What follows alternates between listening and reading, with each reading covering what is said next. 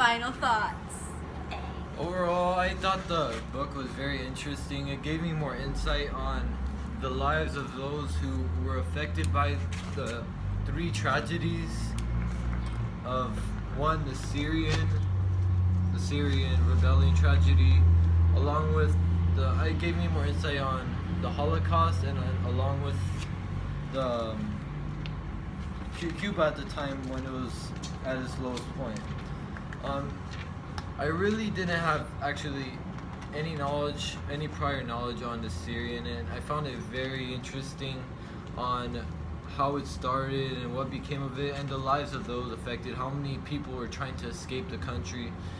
And I also was kind of familiar with the poverty in Cuba, but now I have more insight on how it affected people. And overall, I thought it was a great book, and the author connected the stories very well with each other, and just an overall great book. Overall, what I've learned from this book, like I haven't learned anything, is that we as humans, we have a lot of opportunities, but in their timelines, they didn't have any opportunities because they're always struggling through hard times, let's say too many suffering from their dictators. And then what I learned is that we should learn how to appreciate things, because they don't know what to appreciate, because all they have in front of them is dictators running away, so we have much more opportunities and we should make the most of it, because they don't have any opportunity. I feel like it's very interesting because normally when you hear it in the news or in an article, it's from older people, more like middle-aged people, and this story is of kids ranging from like how old like was Ruby? She was like 8. She was like 5 or 8. Yeah, 8 or 5. Like from they range from 5 to like 14, like our age right now. Mm-hmm. And that's like a really different perspective because normally we know it, like the Holocaust, we know it through an old person telling it, and because their memory may not be like they may see it as something else as it was, but like we know this isn't like real stories, but it's still how it affects a young person at a young time opposed to how it affects something that happened to a young person, how it affects them at an older time. Like I feel like I feel bad for these kids because it's something they have to live with.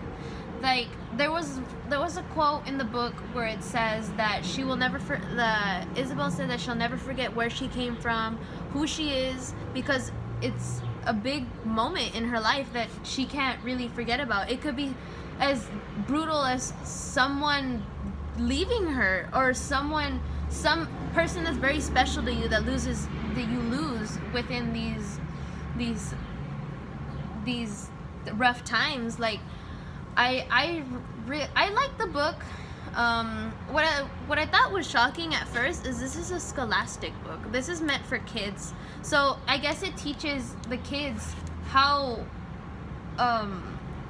hard it is for some people. Like we have it all that a lot of us have iPhones, a lot of us had phones. We have things that we make our life easier while they had their life really complicated and hard.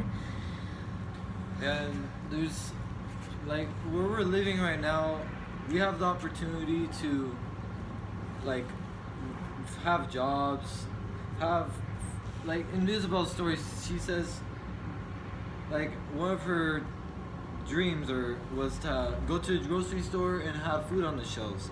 We take that for granted. We see it as like something that's going to be there anywhere you go. And you mentioned jobs, right? Yeah, jobs. Yes. And in Joseph's story, they weren't allowed to have jobs because they were Jewish. Yeah, because of their Like, Jews. what's wrong with being Jewish? Like, is it because of their religion? I sometimes question why do Hitler hates Jewish when at the time all he the was same. little, he had a Jewish doctor, and then he told that Jewish doctor I want you to stay alive. But when he grew older, what happened? overall, I feel like this book really taught us all something about how terrible some people have it, how hard it is for a lot of people, and just like, yeah, like how we should appreciate what we have. Thank you for listening to us. Thank you for watching. See you next time on Podcast 101 with the Holocaust / Syria / Cuba With the group. 3 A's and an N. And see you next time. Goodbye.